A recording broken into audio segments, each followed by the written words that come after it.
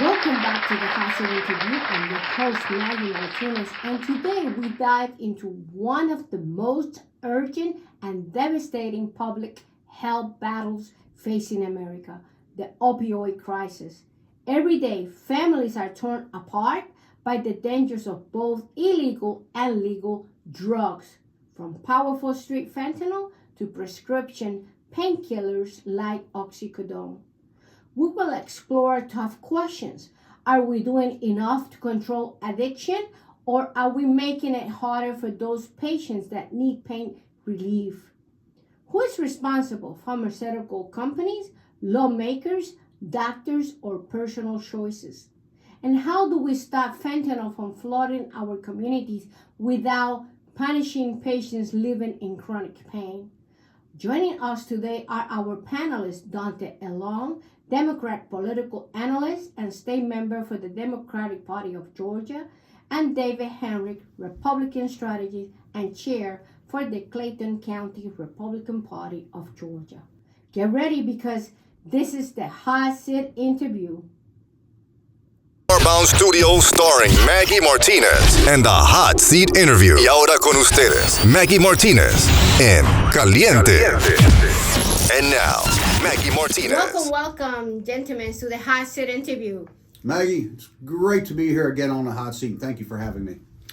Maggy, I'm excited to be here today with you on the Hot Seat. And also, I want to give a congratulations to Mr. David Hamrick, who is the new chairman for the Republican Party of Clayton County, Georgia. So congratulations. That's awesome. Well, sir, thank you very much. I appreciate that. Thank you. That's awesome. That's awesome. Well, today we will be discussing the opioid that is happening in the United States.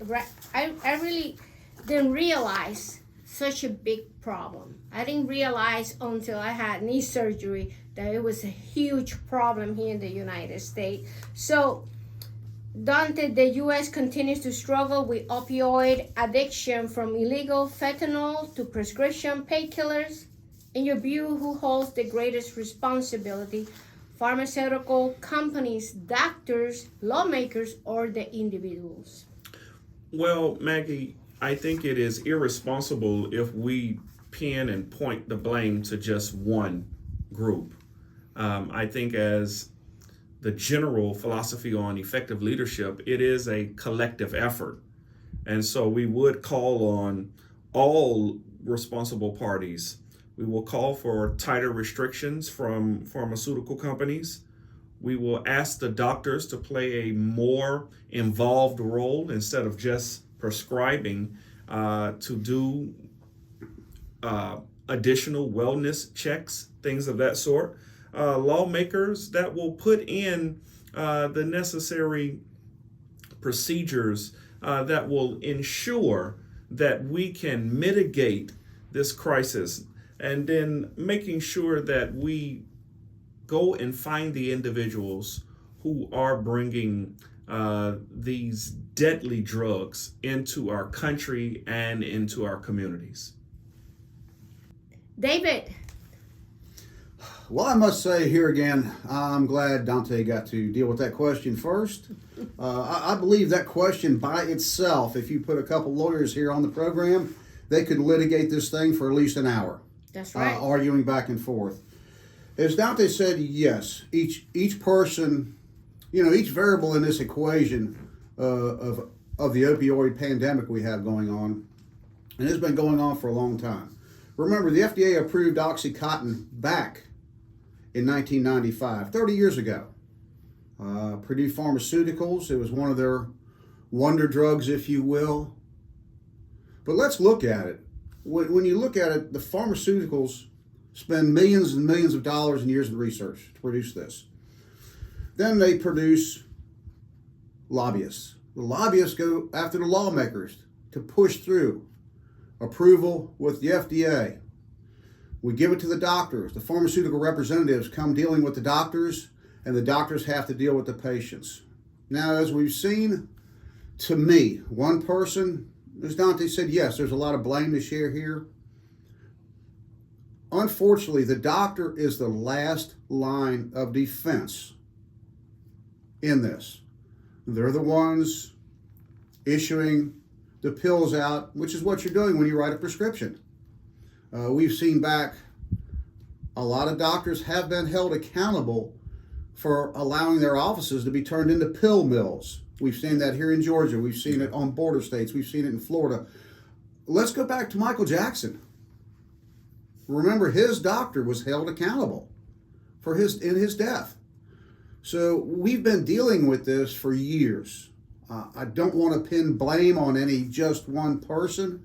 I believe it's a cumulative, as Daunta said. But we must agree and must look at the doctor is the last line of defense. The patients, they're going to try and get away with whatever they can get away with. They're have one desire.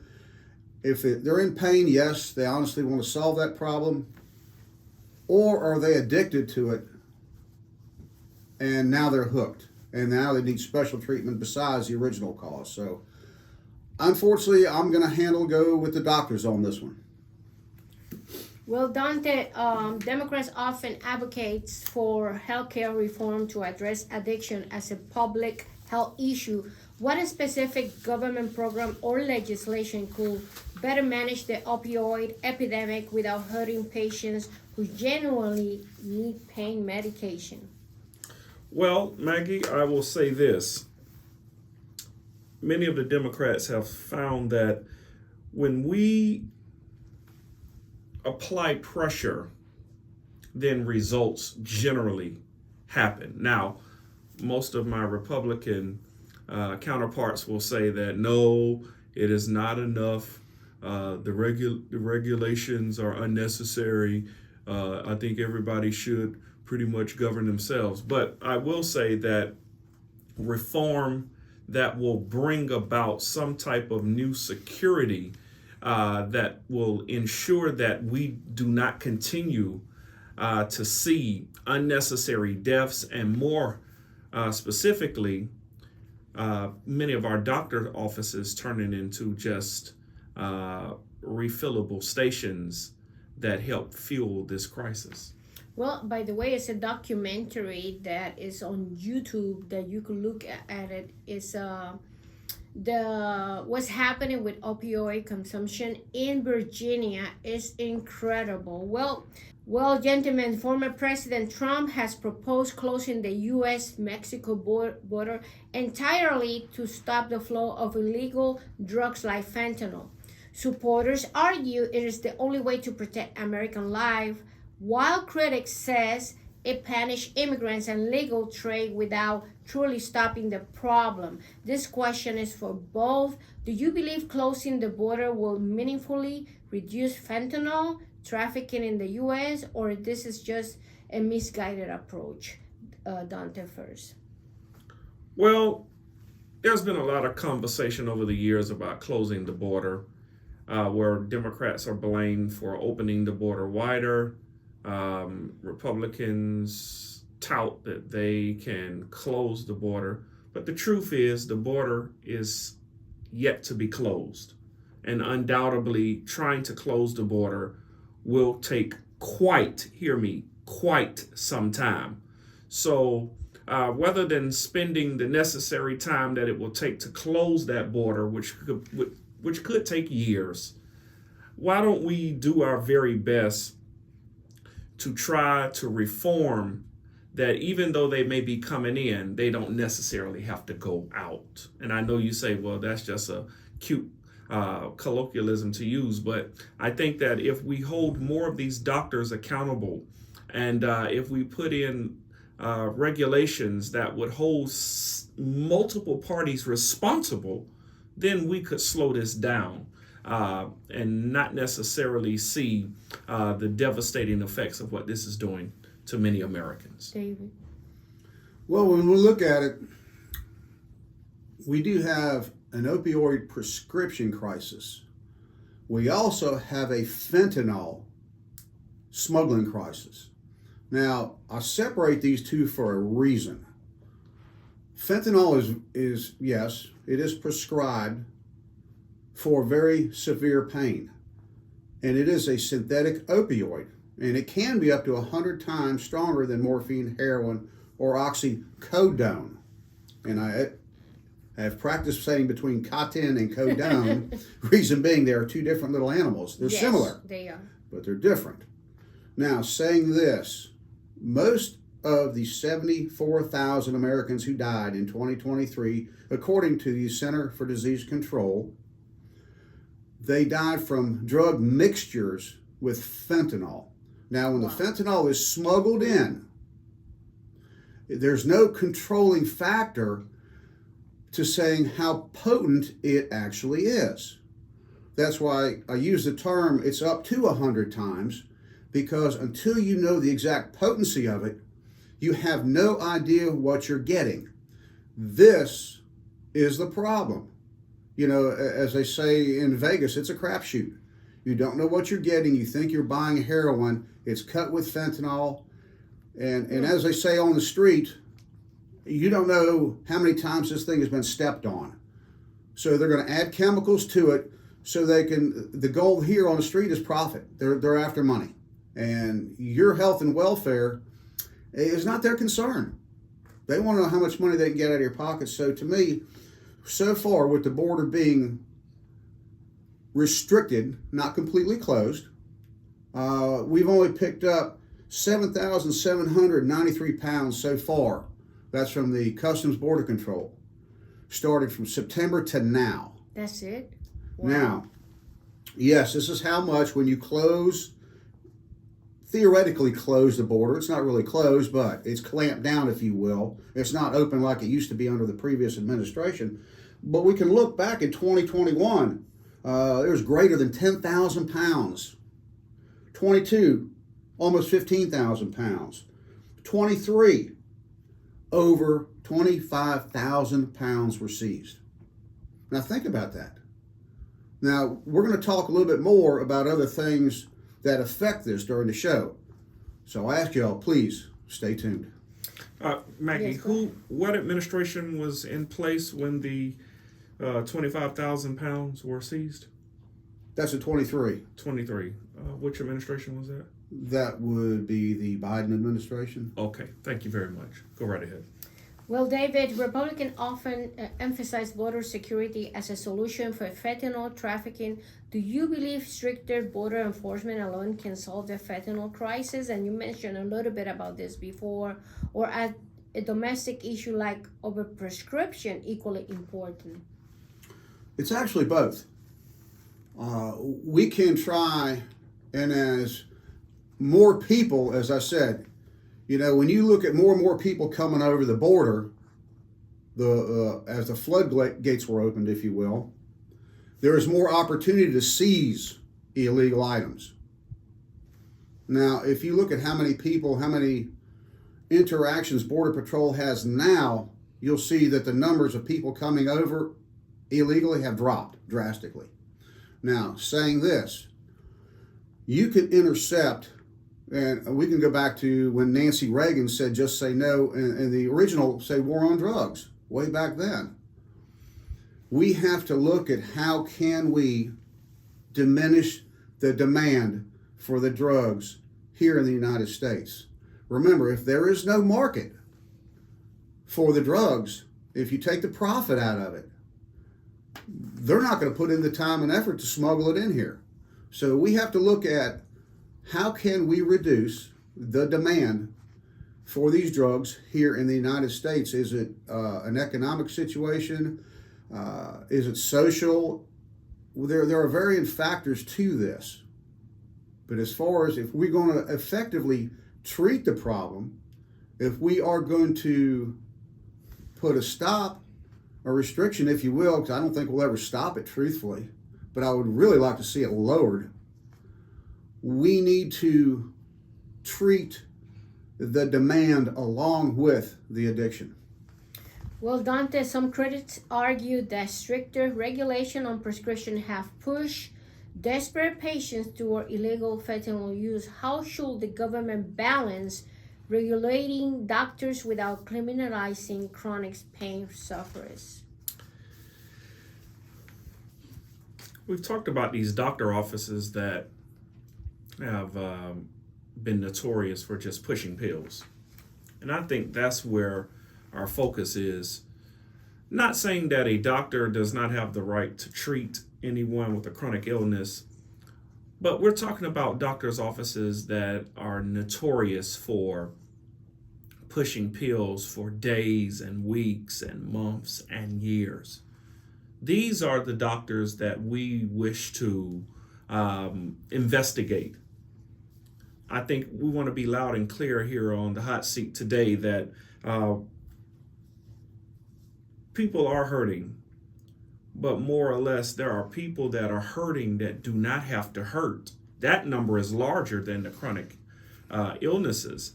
These are the people, the children, the teenagers that are getting their hands on these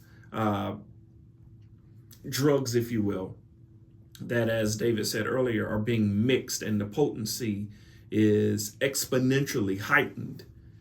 Someone has to be held responsible for the deaths of these Americans.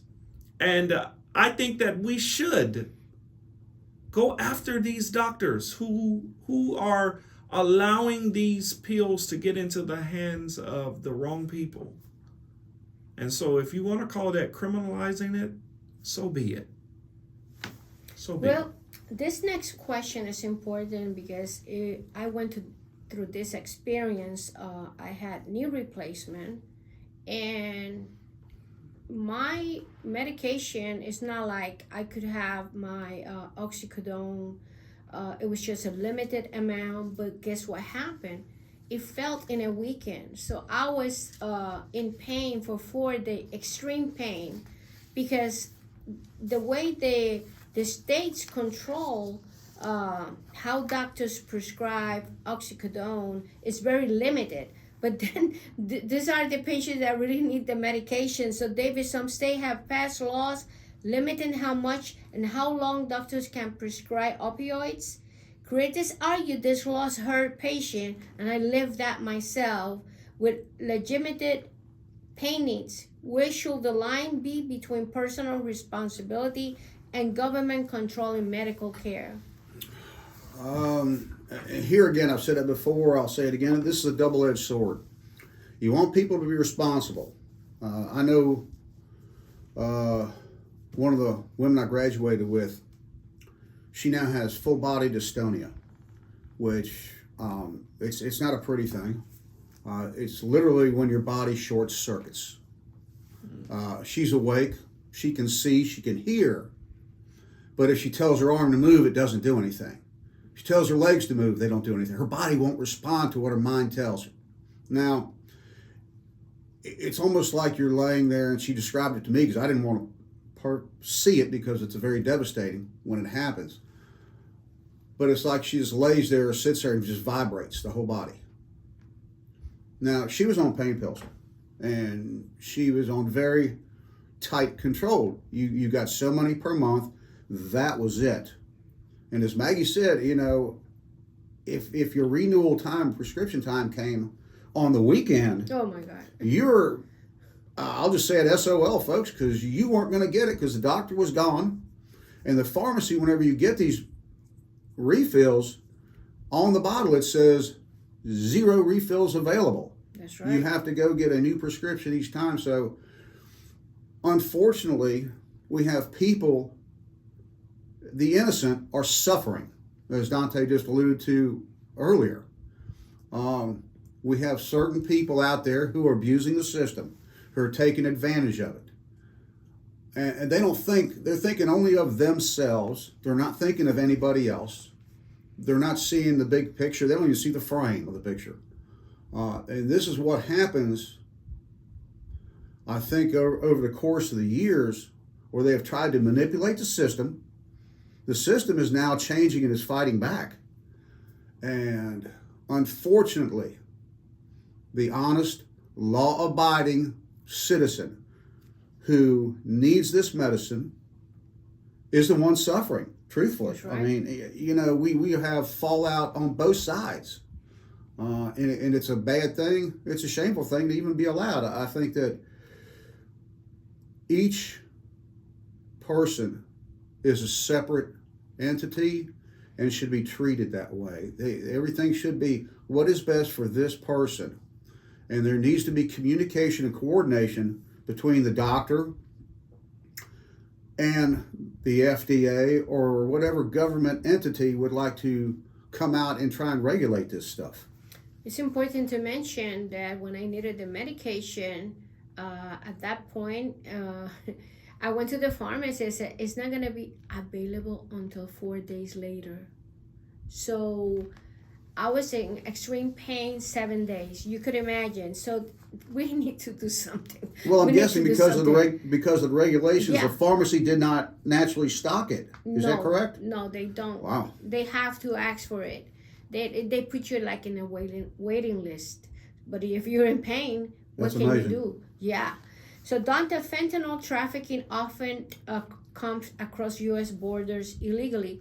What policies will you propose to disrupt the fentanyl pipeline without unfairly targeting immigrants and minority communities? I would like for my counterpart, David, to go back and read the numbers for 23 and 24 as to how many pounds of fentanyl was seized. Yes, according to the CBP, in 23 it was greater than 25,000 pounds. Mm-hmm.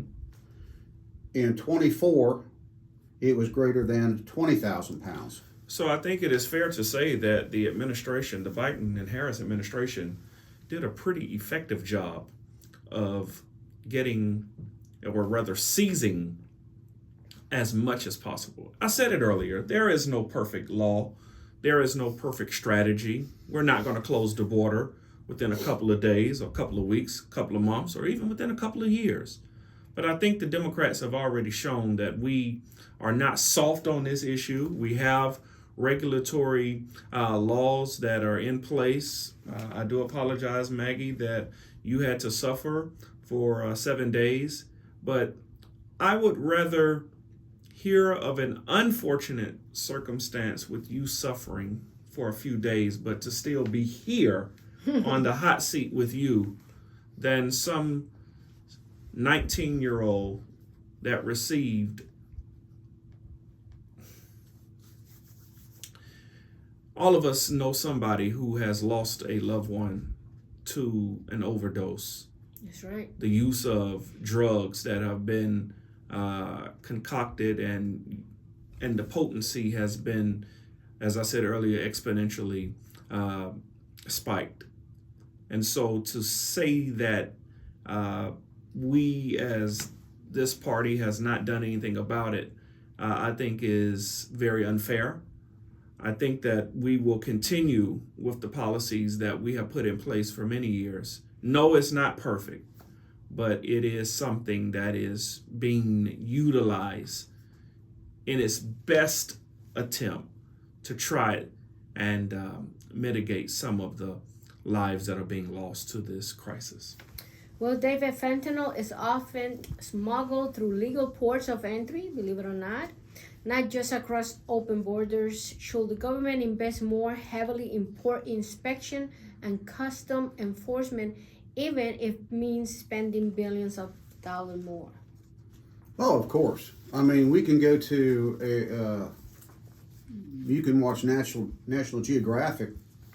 There's a couple different shows on there, smuggled, caught at the border, contraband, different, and it takes you around the country, not only in airports, but it shows you down at the border, and also it does take you to, in some shows, we have seen where the borders, the ports rather, as the shipments come in and what they do and what their step-by-step is, what we're allowed to see, which is the x-rays of the containers, those big old metal cargo things you see stacked sky high on a ship, as they go through x-rays, taking the dogs through there. Now, I'll go with the dogs, because here in Atlanta, we just got a new one, a beautiful German short-haired pointer, one of my favorites, because I had one, so I'm a little biased there.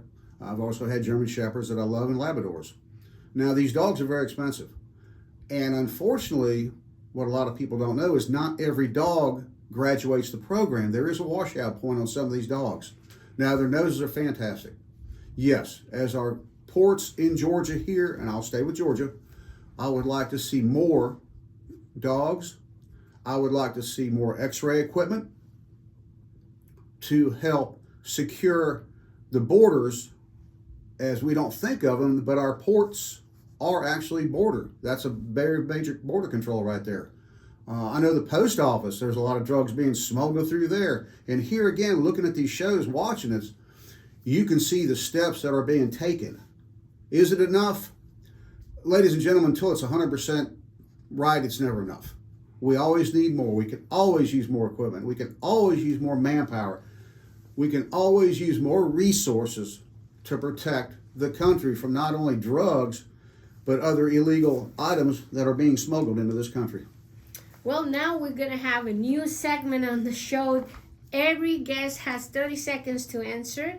I'm going to give a statement and they have to give us 30 seconds of what they think. So for David first, is the war on opioids becoming the next war on drugs, criminalizing addiction instead of treating it? You got 30 seconds. Yes, it is. This is a continuing war on drugs. Like I said, we've seen this back in the days when they talked about this when Michael Jackson passed.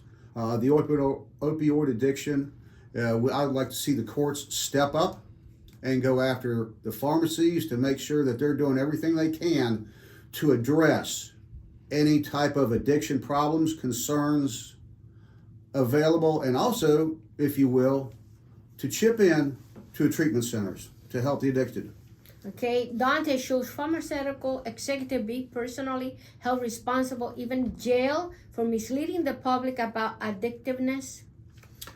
If our pharmaceutical executives are not clearly defining what is exactly harmful, then absolutely, I think we should hold them liable.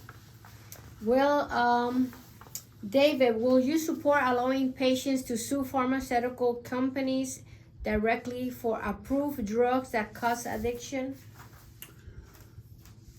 I would say yes and no, due to the fact that if they were given the proper medication, if they were given the proper warnings, and if they were given advice, medical advice, that they could become addicted on long term, I would say no. If the pharmaceutical companies put their profits, and if the doctors put their profits ahead of the patient's health and well-being, and there was, say, negligence along the way, then yes, I would say on a case-by-case basis, then the patient should have a right. Daunta, and this is for David and Daunta, in your opinion, what is the single most important first America must cut to?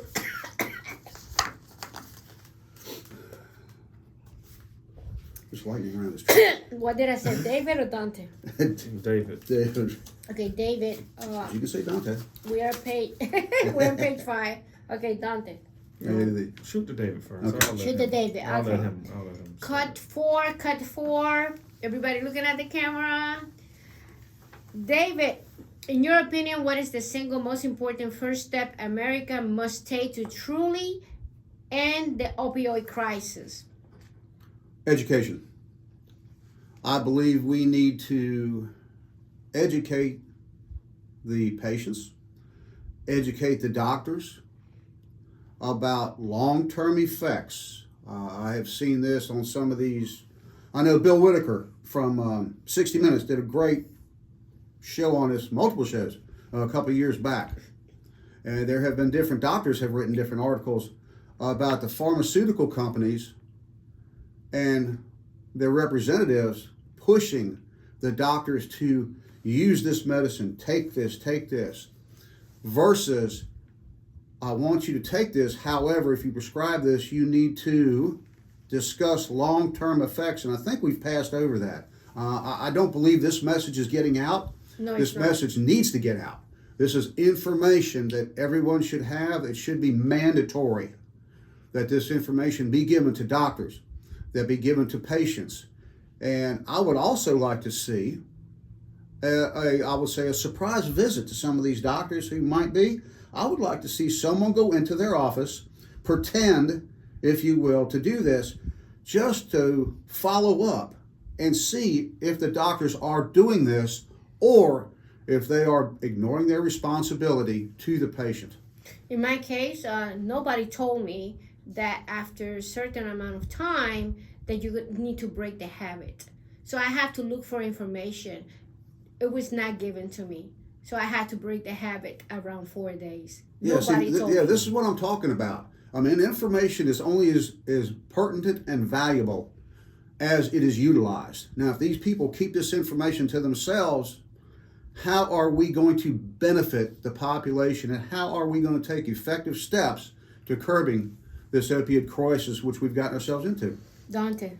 I agree wholeheartedly with what David is saying. The only problem I have is that if we were to create such a department, if you will, that would be responsible, I'm just afraid that that department may get slashed. So I'm here for education, and I think it is very necessary that we put into place policies and procedures that will help patients, tighten regulations on pharmacies, and train doctors. I think this is the fundamental necessary first step to helping us fight the war on drugs 2.0. And I think also we should have, as a patient, a training when you are ready to take this medication, because nobody told me what to do. I have to figure out what to do. And that's not good for me or for any patient that is out there. So thank you, panelists, for coming today. It has been a pleasure. Maggie, as always, I would like to see us maybe go back and revisit this subject a few months down the road and see where we're at. Yes. And thank you as always for having me. Maggie, this was a great show. I will say to our audience, if you need help, you can call or reach out here at the Hot Seat. We're committed to helping anyone that's struggling with a drug issue, or you have a family member or somebody. And so, Maggie, thank you for bringing awareness to our community. Thank you. Well, the drug addiction crisis isn't going away, but conversations like this today are where real solutions begin. And I think everything else that is happening, the most important thing is that patients receive an education how to use this medication, because to break a habit is overwhelming. This is Maggy Martinez, the Hot Seat Interview. Until next time.